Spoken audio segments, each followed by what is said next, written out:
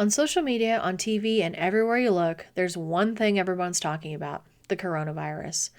There are a lot of scary words and misinformation being thrown around, and we just want to help you understand the situation a little bit better and help you to develop a plan to keep from getting sick. It's especially important for respiratory patients or those with compromised immune systems to take extra precautions to stay healthy. So we're going to go over a few guidelines on how to keep this and other viruses at bay. There's no need to panic, you just need to understand how to take proper precautions that are in line with your own state of health. First of all, let's briefly discuss a few terms that have been talked about a lot over the past few days that may be causing you some anxiety. You may have heard that the World Health Organization has declared the coronavirus outbreak a pandemic. Sounds scary, but what exactly is a pandemic? When a sickness or disease is found in several people within a short period of time, you'll often hear that an outbreak of a certain condition has happened. If the outbreak continues unabated, it's said to be an epidemic. The word pandemic comes from the Greek pandemo. Pan meaning all, and demo meaning people. So a pandemic simply refers to an outbreak or epidemic that is spread to a wide geographic area. If the coronavirus had stayed contained within China, it would have been classified as an epidemic. But as it stands now, it's been seen in 151 countries and territories around the world and is therefore classified as a pandemic, where all people, so to speak, may be at risk. You may also have heard that the state where you live has declared the situation a state of emergency. What does that mean? Well, states have funds set aside for emergencies that are not available for everyday use. Depending on state laws, if the government wants to use certain funds or resources, it must be authorized by voters, state and local councils, or some combination of all those. In addition, we, as citizens, have certain constitutional rights that states are not allowed to infringe upon in regular circumstances. By declaring a state of emergency, a state has the ability to access emergency funds, divert resources, and in some cases, place restrictions upon its citizens that it might not ordinarily be allowed to do. In the case of the coronavirus, for example, states may access funds to set up testing or care facilities, authorize overtime for state-run labs to analyze results, and restrict citizens by shutting down certain events where large crowds might gather, such as a sporting event or a holiday parade. Under normal circumstances, they wouldn't be allowed to do any of these things, but since a state of emergency has been declared, they have certain relaxed restrictions and expanded rights. Once the state feels that the threat has been contained, they will cancel the state of emergency, and the state procedures and citizens' rights will return to normal. The term doesn't have anything to do with the disease itself per se, it's just that the state is trying to give itself the flexibility to do what it feels necessary to keep everyone safe. In recent days, the president has declared a national state of emergency. This simply means that emergency funds and resources are now available to help states fight the virus, and that states can ask for the federal government to shoulder some of the financial burden of getting the spread of the virus under control. Now moving on to the virus itself. This may be the first time you've heard of a coronavirus, but they've actually been around for thousands of years. As a matter of fact, almost everyone has been affected by a coronavirus at some point during their lifetime. This is more commonly known as catching a cold. However, some coronaviruses are classified as novel viruses, meaning they are newly discovered and in some cases are more severe and virulent than others. SARS and MERS and the current strain of COVID-19 are all strains of the same type of virus that cause the common cold. But this particular strain is new, and so we're trying to learn more about how it spreads and how to treat infections. As you know, if your body is exposed to a virus, it will develop an immunity to it, at least for a period of time. This is the science behind the flu shot and vaccinations in general. But these novel viruses can become widespread because they're new and therefore no one has developed an immunity to them as yet, and we just don't know all the particulars of how they spread. The new coronavirus, like most viruses, spreads primarily from an infected person through respiratory droplets that become airborne when a person coughs or sneezes. Viruses can also be spread if someone touches a contaminated object and then touches their mouth, eyes, or nose. In the case of SARS, MERS, and the new coronavirus 19, there have also been a few documented cases of the virus passing from infected animals to people. Some people who have contracted the new coronavirus can go for days without exhibiting any symptoms. Some may even never develop symptoms, but may still be contagious. This, of course, makes it tricky to contain. The average time that it takes people to become sick after exposure is 5 days. The current quarantine safety period is 14 days. Because this strain of coronavirus is newly discovered, information will increase and evolve over time. But here's what we know now. COVID-19, more commonly known as coronavirus, is a lower respiratory tract infection, meaning that most of the symptoms are felt in the chest and lungs. When you have a common cold, it's an upper respiratory infection, meaning that your nose is likely running like a faucet or it's stopped up and you're having trouble breathing. When you have a lower respiratory infection, mucus is building up in your chest and lungs, making you cough. If you're battling a respiratory illness or have a compromised immune system, you should contact your doctor anytime you feel ill. But if you wake up sneezing with a runny nose, you most likely just have a cold. However, if you have a high fever and a cough, you could have something more serious such as the flu or the new coronavirus. Keep in mind that this is the time when we begin seeing seasonal allergies as well. If you have itchy, watery eyes, sneezing, and a scratchy throat, you're probably suffering from allergies, especially if these symptoms come and go. Extra precautions should be taken if you've developed respiratory symptoms and have been exposed to someone suspected of having the virus, or if you've traveled to or had contact with someone who has traveled to China, Italy, Iran, Japan, or South Korea. Or you should also be extra cautious if the virus has been widespread in the area where you live. The most common symptoms of coronavirus are a high fever and a dry cough. As with any fever, you'll likely feel a little bit drained, and as the sickness progresses, you may be coughing up thick mucus from your lungs, and in more serious cases, you may even feel short of breath. Some less common symptoms reported are joint pain, headache, and chills. So far, about 80% of people known to have been affected by this virus have had mild to moderate symptoms and were able to manage their symptoms at home for the most part. As of right now, there have been nearly 170,000 total cases worldwide. Currently, there are roughly 86,000 active cases, around 77,000 have recovered, and unfortunately, 6,492 have died. Of the active cases, just under 6,000 have been classified as critical or serious. There's a broad range of severity of the rest, as from asymptomatic to managing care at home to being treated for pneumonia. The number of active cases is expected to rise in the coming weeks, largely because testing is expected to become more widespread. People most likely to develop complications are young children, people over 65, or pregnant women. Those with cardiovascular disease, autoimmune illness, respiratory conditions, and diabetes are also at greater risk. Even if you're not in the high-risk category, be proactive and don't self-diagnose. If you suspect that you may have the coronavirus, call your doctor. Please don't just show up at the office. They need to know that you're coming so that they can properly prepare to isolate you from other patients and so that healthcare workers can take proper precautions. Many doctors don't have methods for testing yet, so they may have to refer you to another facility. In some areas, they aren't testing people who don't meet certain exposure criteria. The tests are still being developed and refined, but if you meet these criteria, you'll likely be given a nose or throat swab.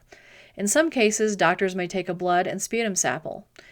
You will then have to stay in quarantine for a period of days while you await results. The current estimate from the CDC is that test results will take approximately 2 days.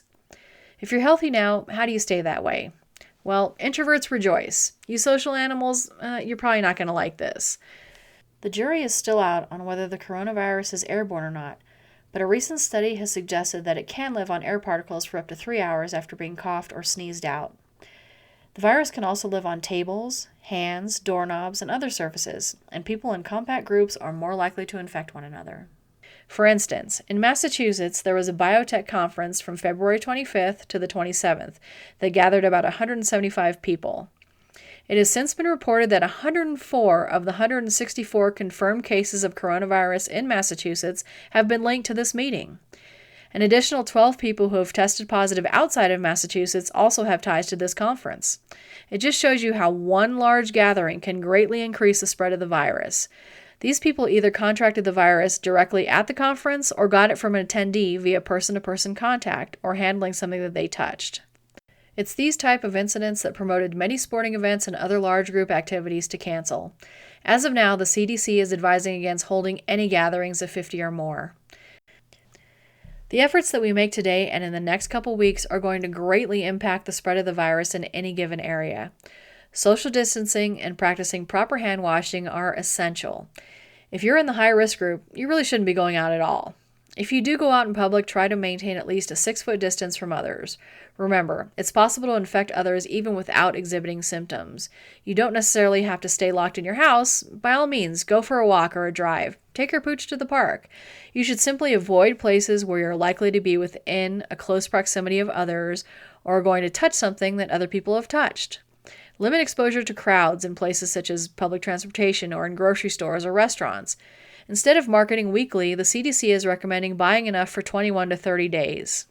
Some stores have free delivery or shopping services where you can shop online and they'll gather your items for pickup, which means no standing in line in close proximity to others and no touching shopping carts or credit card swipers.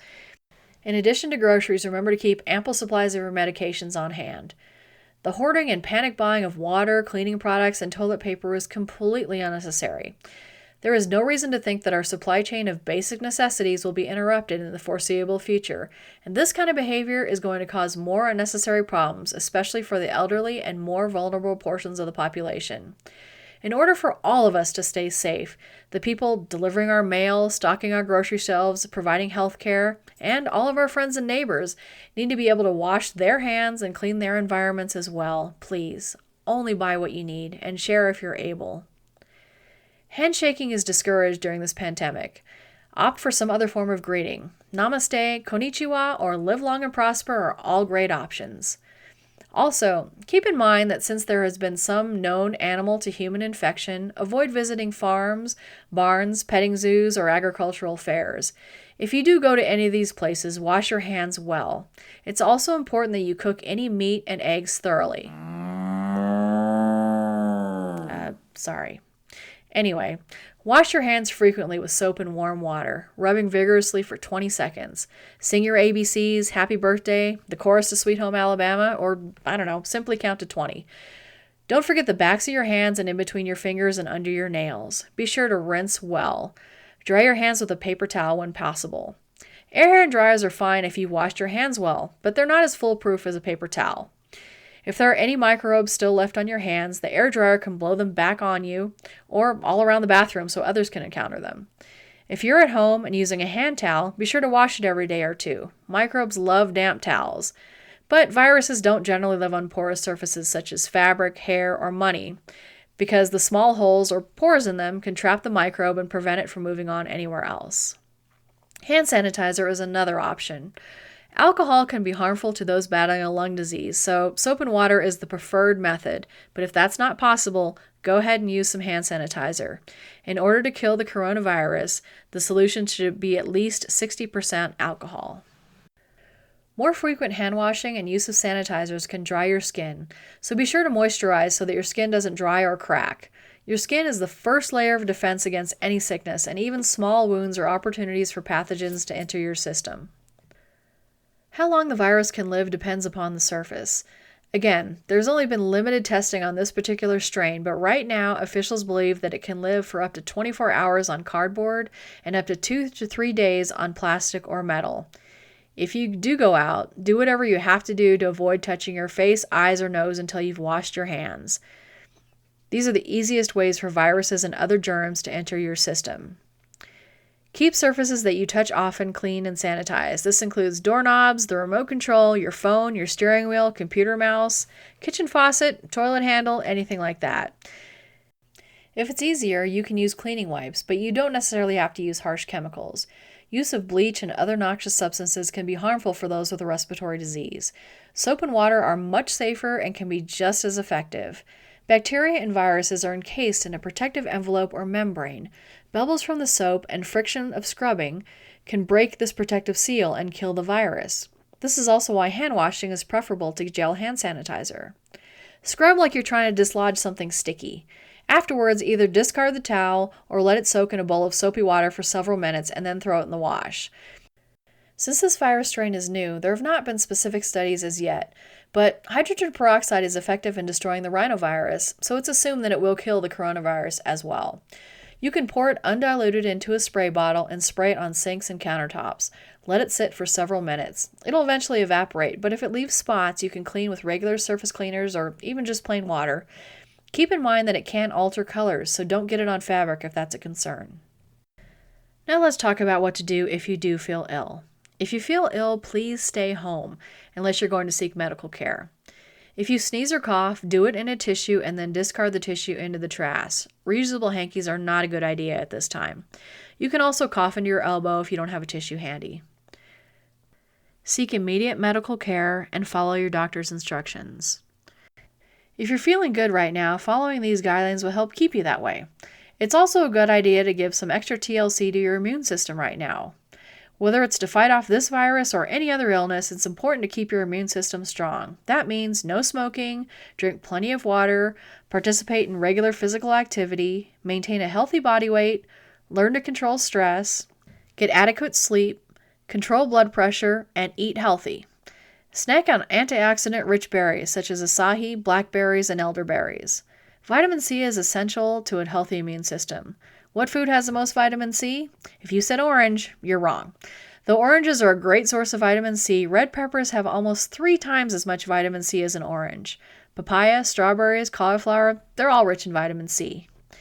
Many herbs and spices have antiviral properties as well. Oregano, sage, basil, and garlic can add some flavor to your dishes and bolster your immune system as well. Information on the coronavirus is changing and improving all the time, so we'll bring you updates as they become available. Be informed, be kind to one another, and we wish you continued good health. Please, practice social distancing as much as possible. Even if you don't feel sick or you're not in the high-risk group, keep in mind that you may be infected with the virus and unknowingly pass it on to someone else for whom it might be very dangerous. This situation is changing very rapidly, so be sure to subscribe to our channel so that you don't miss any updates.